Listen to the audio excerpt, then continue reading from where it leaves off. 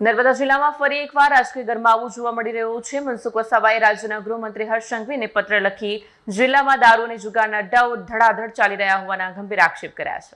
નર્મદા જિલ્લામાં ફરી એકવાર રાજકીય ગરમાવો જોવા મળ્યો છે। મનસુખ વસાવાએ રાજ્યના ગૃહમંત્રીને પત્ર લખ્યો છે।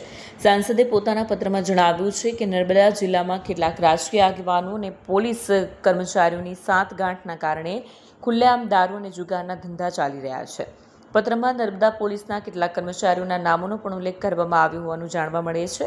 સાંસદે વધુમાં આક્ષેપ કર્યો છે કે મહારાષ્ટ્ર બોર્ડર મારફતે નર્મદા જિલ્લામાં ઇંગ્લિશ દારૂ ઘુસાડવામાં આવી રહ્યો છે અને આ સમગ્ર સપ્લાય ચેઇનમાં અનેક પોલીસ સ્ટેશનોના પીએસઆઈની સંડોવણી છે। ખાસ કરીને આમલેઠા પોલીસ સ્ટેશન અંગે પણ ગંભીર ઉલ્લેખ કરવામાં આવ્યો છે। આ દારૂ ઉમલ્લા, રાજપારડી, કરજણ અને સિનોર સુધી પહોંચાડવામાં આવતો હોવાનું પણ પત્રમાં દાવો કરાયો છે। સમગ્ર મામલે સાંસદે નર્મદા એસપીને પણ રૂબરૂ પત્ર આપ્યો હોવાનું જણાવ્યું છે। સાંસદ મનસુખ વસાવાએ યુવાધન અંગે ચિંતા વ્યક્ત કરતા અપીલ કરી છે કે યુવાધન ખતમ થઈ રહ્યું છે, બચાવી લેજો સાહેબ। ગાંધીના ગુજરાતમાં દારૂની રેલમછેલ હોવાના આક્ષેપો ભાજપના જ સાંસદ દ્વારા થતા રાજકીય વર્તુળોમાં ચર્ચા તેજ બની છે। વિડીયો જર્નાલિસ્ટ વસીમ મેમણ સાથે સેટર ટીવી ન્યૂઝ નર્મદા। जी सर, आज आप मुख्यमंत्री ने पत्र लख्यो जो समग्र गुजरातनी अंदर दारूबंदी कड़क हाथे अमलमां थई रही है। गुजरात में क्यांय दारू मोटा प्रमाण में वेचातो नथी। थोड़ो घणो छूटो छूटो कंईक हशे। राज्य सरकार खूब कड़काईथी काम करी रही है, एनो चोक्कस मने आनंद है।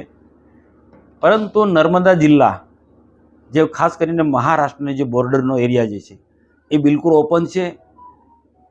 आ महाराष्ट्रना बॉर्डर पर अलग अलग जग्याएथी महाराष्ट्र में केटलीक फैक्टरीओ जे आवेली छे ए पोतानो दारू ए खपावा माटे आ जे बॉर्डर परथी नर्मदा जिल्लामां केमिकलवाळो दारू, डुप्लिकेट दारू जे घुसाड़े छे अने ए नर्मदा जिल्लाना अलग अलग स्थानों पर जो पत्रकामां उल्लेख है ने साथे साथे वडोदरा जिल्लाना करजण ने सिनोर अने साथे साथे भरूचना उमल्ला ने राजपाड़ी आ एरियानी अंदर खूब मोटा प्रमाणमां दारू आवी रह्यो छे। अने आ जे दारू पीवाथी युवाधन खत्म थई रह्युं छे। एटले केटलाक लोको जे सज्जन लोको छे आवी अवारनवार क्यांक ने क्यांक बधाय पोतानी रजूआत एने ज्यां योग्य लागे त्यां रजूआत करता हशे। पोलीस खाताने पण पત્રો लेख्या छे।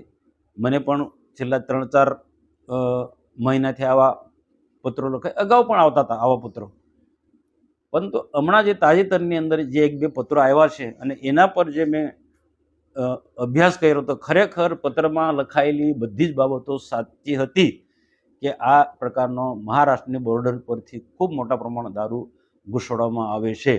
અને આ જે દારૂ રેકેટની અંદર કેટલાક રાજકીય મોટા માથા પણ સંડોવાયેલા છે। एक पार्टी ने बधी ज पार्टीना लोको अने पोलीस अधिकारीओ पण केटलाक इन्वोल्व छे। पोलीस अधिकारीथी मांडी एना नीचेना पोलीस कोन्स्टेबल जमादारथी मांडीने ज्यां ज्यांथी दारू सप्लाय थाय ए विस्तारमां आवता तमाम पोलीस स्टेशनना पीएसआई, पीआई अने कोन्स्टेबलो बधा इन्वोल्व छे। बधा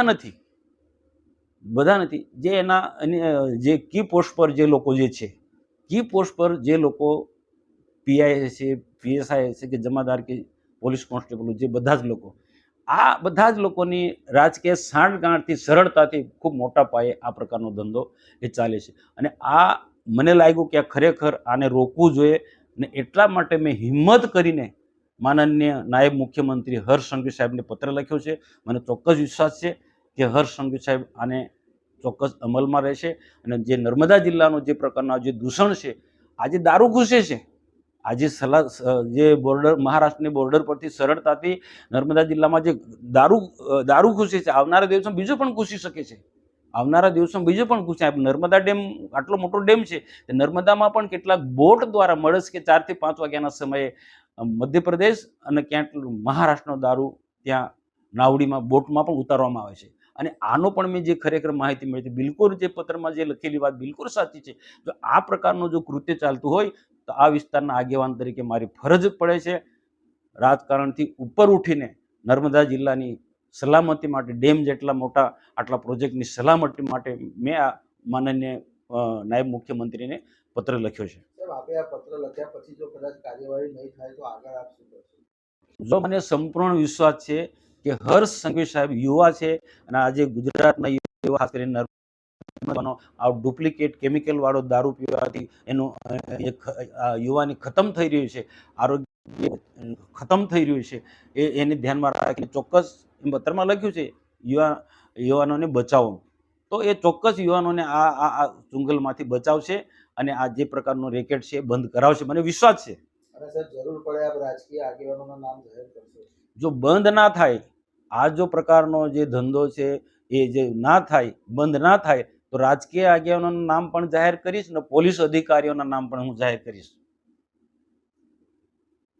ભરૂચના સિનિયર સાંસદ મનસુખભાઈ વસાવા દ્વારા આજે ભાજપ સરકારના ગૃહમંત્રી હર્ષભાઈ સંઘવીને એક પત્ર લખીને વિનંતી કરવામાં આવી છે કે નર્મદા જિલ્લામાંથી અનેક ગાડીઓ ભરીને દારૂ કરજણ, આમલેથા, ઉમલ્લા, રાજપાયડી, સિનોરમાં આવે છે અને પુષ્કળ પ્રમાણમાં નકલી દારૂ આ વિસ્તારમાં વેચાય છે. ત્યારે મોડે મોડે પણ મનસુખભાઈ વસાવા જાગ્યા છે ત્યારે આનંદ થાય છે. અમે અનેકવાર ભરૂચ, નર્મદા, છોટાઉદેપુર, દાહોદ દારૂની ગાડીના પેટ્રોલિંગ કરતા પોલીસ અધિકારીઓના વિડીયો અને દારૂના કોઠા ઉપર દર મહિને હપ્તા લેવા જતા પોલીસ અધિકારીઓના સીસીટીવી ફૂટેજ પણ સરકારને આપ્યા છે, જાહેર કર્યા છે. પણ સરકારે એ પોલીસ અધિકારીઓ પર, એ બુટલેગરો પર કોઈ પણ જાતની કાર્યવાહી કરી નથી. ત્યારે મનસુખભાઈ વસાવાનું કહેવું એવું છે કે કેટલાક રાજકીય નેતાઓ, બુટલેગરો અને પોલીસ અધિકારીઓ બધા સાથે મળીને આ પ્રકારની આખી પ્રવૃત્તિ ચલાવે છે. ત્યારે પહેલા તો મનસુખભાઈ એ રાજકીય નેતાઓના નામ એમની પાસે હોય તો જાહેર કરે, બુટલેગરોના નામ જાહેર કરે, પોલીસ અધિકારીઓના નામ જાહેર કરે અને એમની જ સરકાર છે, એમના જ ગૃહમંત્રી છે, જેઓ હર હંમેશ કહેતા હોય છે કે કાયદામાં રહેશો તો ફાયદામાં રહેશો. ત્યારે આ વખતે કાયદાનો પાવર એમણે બતાવવો પડશે. કોઈ પણ ચમરબંધીને છોડવામાં ન આવે એવી મોટી મોટી એ લોકો ફાંકાઓ, ગુલાંગો ફૂંકે છે. ત્યારે આ વખતે ચમરબંધીઓના નામ મનસુખભાઈ આપે છે, એમના પર કાર્યવાહી કરે એવી અમારી પ્રબળ માંગ છે. સાથે સાથે મનસુખભાઈ વસાવાને એ પણ હું યાદ દેવડાવી દેમ કે આ વિસ્તારોમાં હમણાં જે ચૂંટણીઓ હતી એમાં ભાજપના નેતાઓ દ્વારા બુટલેગરોને અમે તમને કહેવામાં આવ્યું કે ખુલ્લામાં તમે ધંધો કરજો, અમે તમને ધંધો કરવા દઈશું, પણ અમારા ઉમેદવારને જીતાડજો અને રેગ્યુલર અમારું ભરણ અમારા કમલમ સુધી પહોંચી જાય એવી અહીંના ભાજપના નેતાઓએ બુટલેગરોને કીધું હતું. ત્યારે અમારી લાગણી ને માગણી છે, ગુજરાતની જનતાની માગણી છે કે મનસુખભાઈ વસાવા પર જેટલા પણ રાજકીય નેતાઓ, જેટલા પણ બુટલેગરો, પોલીસ અધિકારીઓ જે આ પ્રકારના ધંધાઓ કરે છે એમના નામ હોય તો જાહેર કરે અને એમની સરકારમાં એમના પર કડકમાં કડક કાર્યવાહી કરાવવામાં આવે એવી અમારી પ્રબળ માંગ